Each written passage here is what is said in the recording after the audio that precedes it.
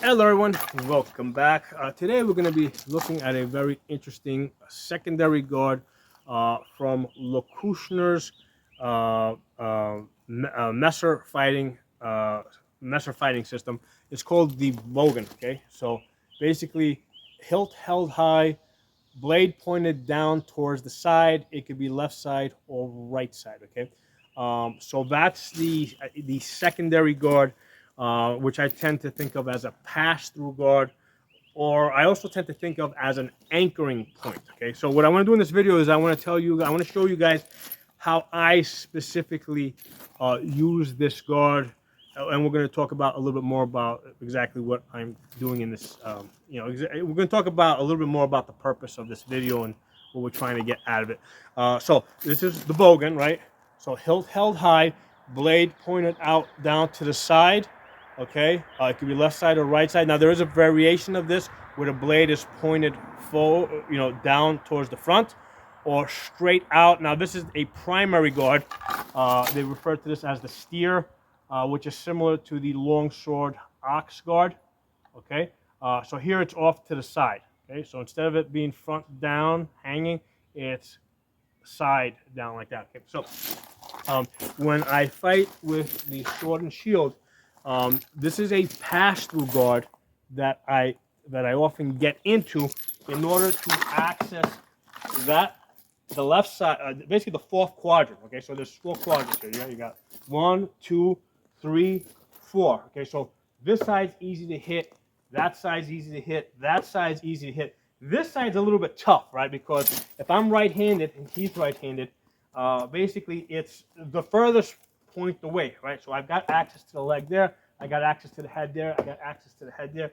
The leg is usually a little further back, or the hip, right? Because as you can see here, right, this hip is forward, this leg tends to be further back. So now the same thing is being mirrored on that side. I have to get in a little bit deeper in order to access this area over here. Okay, so I use this pass-through guard, right? This Bogen guard, in order to access that area. So from here, I'm going to come up and then rotate down, right? So up, down, okay, up, down. All right, so basically I'm following this curve of the shield straight down. Now, if this was, let's say, a rectangular shield, where there's actually like a corner here, like I sometimes use, this shot becomes a lot harder to execute. Okay, so if somebody's got a rectangular shield and they got a corner over here, basically it's going to be even harder to access. You gotta get them to move. You gotta move yourself. But with this type of a shield, the benefits of this type of a shield that it's a little bit lighter. Okay, I can come up and then cut down over here. With the shield, the way this looks,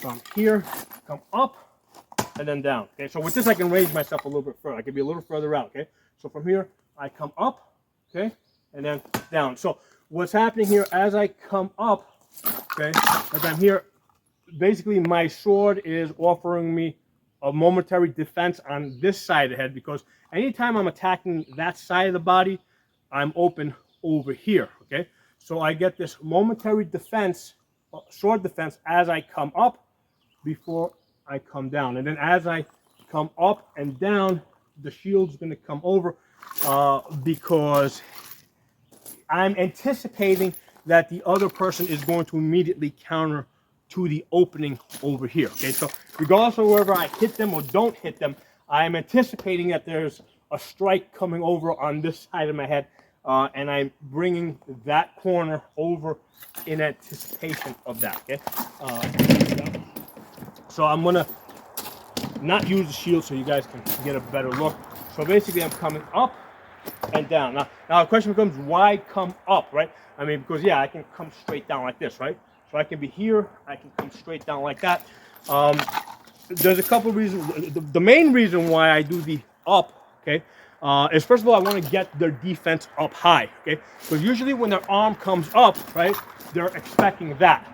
They're expecting me to go to the top of the head, right? So I'm coming up and then down to the leg. Up, down to the leg, okay? So it has a fake built into it, right? Because this technique, Bogen technique, it says hilt high, blade down. Okay, so anytime somebody sees your hand come up here high, they're assuming that you're attacking up here. So this is a perfect fake to then go to the leg. Now the other thing that this does is that it gives me room to accelerate my sword. Okay, because if I'm here and I come straight down like that, well, in some of these organizations that may not be sufficient power. So if we calibrate it for male, right, the power generation may not be sufficient. Sometimes it may, but if I bring my hands up, I have the benefit of I'm faking the other person out, right, because they think that I'm coming up here.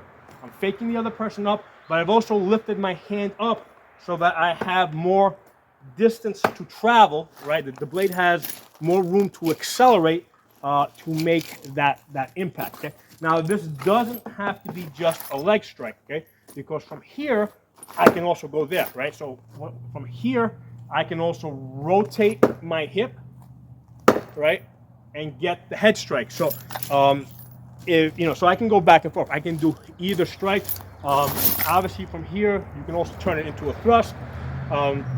So, I mean, there's a whole bunch of stuff that you can go here. I primarily use this to get to that leg, but sometimes I'll also get the fake to the head, but usually I'm going right there. And what I'll do is with this, a lot of times from this position here, okay, I will pull the sword through. Now, this is a short blade, but with a longer blade, okay, right, as I come up and I bring it down, right now, what I need to do is I need to pull the blade back to free it.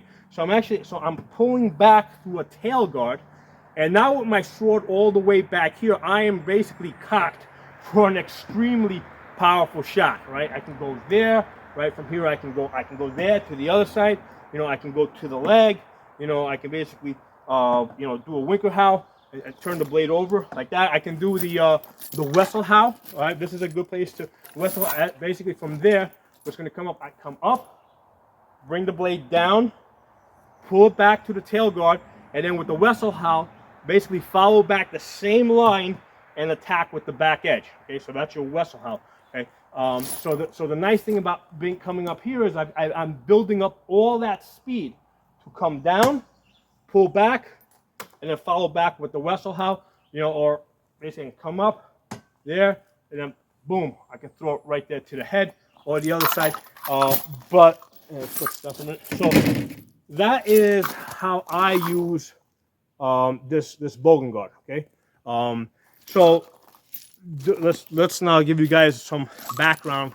Let's talk about exactly what I'm doing in this channel. This video is intended to be featured on my medieval sword and shield channel. Okay, so I've got a channel set up where I basically just cover medieval sword fighting. It's called Medieval Sword and Shield Build Safa.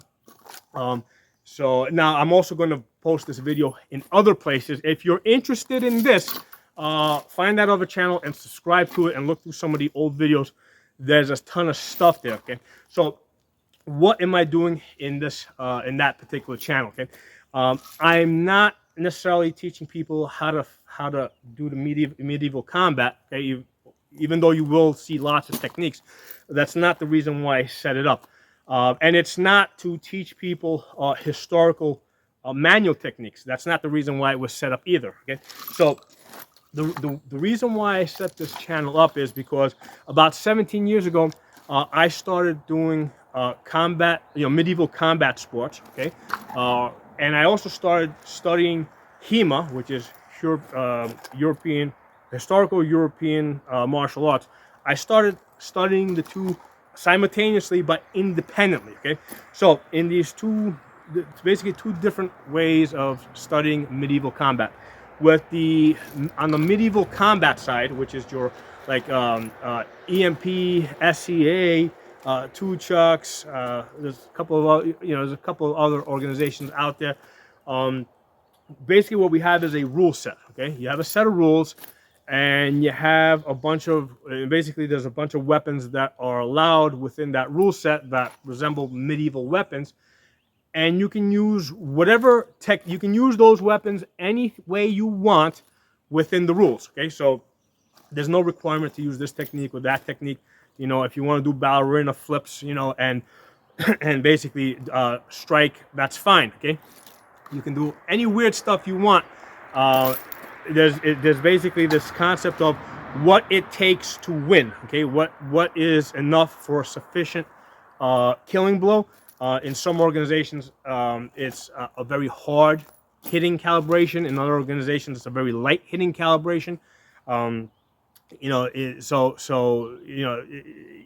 doesn't, as long as you're playing within the rules, you can do whatever you want. Now when we're studying HEMA, right, which is again the historical European martial arts, what they do is they basically study medieval manuals. Okay, and through the use of these medieval manuals, they study the fighting techniques that are illustrated. Okay, so any actual fighting that they do is for the purpose of using a purpose of understanding and using those specific techniques that are shown in those historical manuals. Okay, so a completely separate approach, which is why I do both. Okay, because it's interesting for me. So I'm one of the few people out there that kind of walks in both worlds. Okay, I do the medieval combat sports, but I also like to look and study historical manuals. So I'm in a position where I can look at the,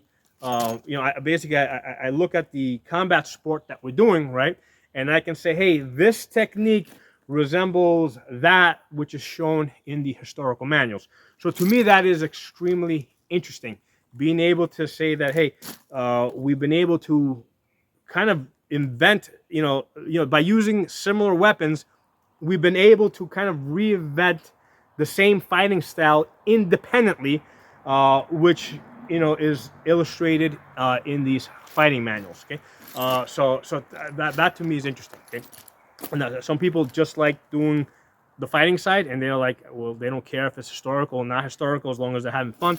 Other people are only interested in the academic side. I'm interested in both. Okay, so that's so that's what this channel is set up for. The channel called Medieval Sword and Shield Build Safa is set up to study this, right? To look at the sport combat techniques that have developed, and then from time to time I'll do videos that reference certain certain techniques that we use in fighting, right, in sport fighting, to the historical manual. So to me, this is kind of like the same as, let's say, learning to fly an airplane, right? How do you learn to fly an airplane? Okay, do you just study the manual and then jump into the cockpit and be like, okay, I'm ready to fly the airplane? Or do you do the practical thing first? Do you first learn to fly the airplane and then go back and look at the manuals and say, hey, these techniques, resemble what I've been studying in flying? Okay, now pilots today do a combination of both. Okay, they'll both study the manuals, and they'll also get they'll also do practical training in the cockpit seat, getting up in the air. So they do both. So that's why, to me, it makes sense to study both of these things. If you're interested in medieval combat sports or medieval martial arts, it makes sense to look at both the manuals and to do sports combat fighting.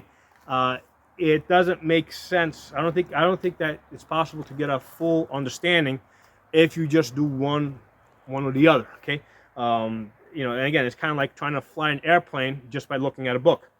You're not going to do it. You got to get in the cockpit seat, right? Or if you just get in the cockpit seat, right, and you don't understand, you don't have the prior knowledge of, let's say, how much fuel you got to have and how far it's going to get you, you're going to crash your airplane. So you need a combination of both. So that's why for 17 years I have been doing both. I've been both doing the practical fighting, but also studying these European manuals. So one more thing I wanted to mention that was very interesting to me. We said that this technique that I showed you guys, the Bogen, right, held up, blade pointed down to the side. First of all, this is, like I said, this is a what they refer to as a secondary guard. Okay, and a variation of this would be with the blade hanging forward, hanging down to the front. Okay, so instead of like this, like that. Okay, so that's basically a hanging guard. And they refer the name that they use is a German variation. It sounds very similar to hanging guard, but both of these are a variation of the primary guard, which is the steer. So again, the steer guard, which is very similar to the longsword ox technique. Okay, so they call it steer instead of ox. Of course, the steer or ox refers to the horn of the bull, basically. Okay, so so very interesting how both of these are a variation of a primary technique. Now, the other thing I want to talk about for a second is this concept of the messer. The messer was basically a large knife. Okay, so why would they use a large knife during medieval times? Why not use this? Why use this silly thing, right? Well, here's the thing. In lots of places throughout Europe, common people were prohibited from owning a sword, right? Because this was a representation of your class. Yeah, in a lot of places, you had to be part of the nobility, all right, or part of the upper class, all right, in order to be able to own and carry this, right? Carrying this at your belt wasn't just for your what was it for your protection. This was also your ID card. Okay, this basically told everyone your place in society. Carrying this, so if you're carrying this, this is now also an indication of your place in society, right? Obviously, you're part of the common people. Now, the reason why we study the messer is because the messer gives us a lot of insight into the way that medieval swords were used, because we don't have a lot of historical manuals, prior to the 13th century. Okay, that shows how the single-handed sword was used. So the messer gives us a lot of insight into that. Now, another interesting thing worth noting, like I said, common people in many places in Europe were prohibited from owning this, so they owned this. And this is very similar to a situation that we see today in the United States. In most of the United States, people can own AR-15s, right? In some states, they're not allowed to own a true AR-15, so they have to use a modified version of the AR-15, basically a compliant version that has some of the features removed. So I kind of see the similarity there, right? Where, just like in some places in the United States, you can't have AR-15s. Most of the places you can. But in some places, they restrict people's rights. During medieval times, we saw some of the same, right? In some places, in many places for that matter, people were restricted from owning swords, so they carried the next closest thing that they could, the messer. Okay, so I hope you guys enjoyed the video. Drop some comments below. Let me know how you guys like it, and I'll talk to you all soon.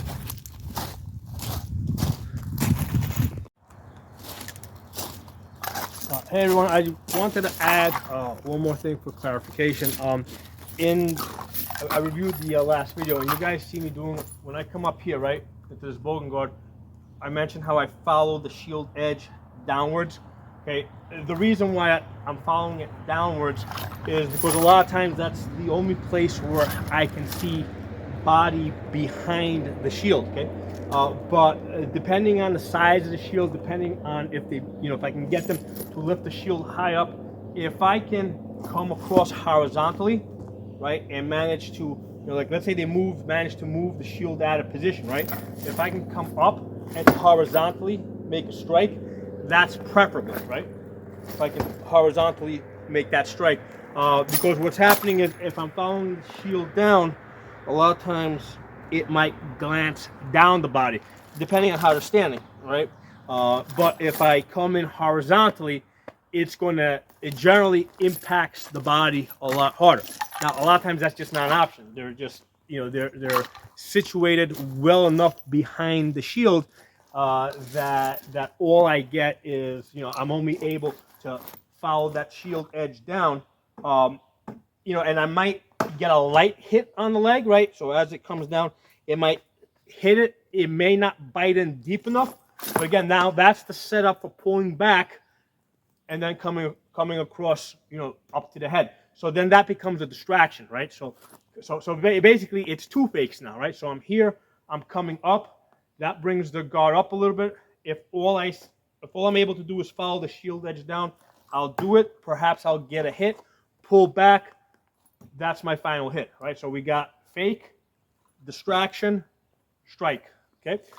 So I just wanted to clarify it. You know, a lot of times I'm following the shield edge downwards, but if I have the ability to come across horizontally, that's going to impact a lot harder, right? Because now all the power is going, you know, straight into the body instead of possibly skipping down, you know, or distributing the force downwards. So I just thought it, you know, that was an important point to add, that it's preferable you come up and come horizontally across like this, but if all you get is the down strike, then you come across with that. So talk to you all soon.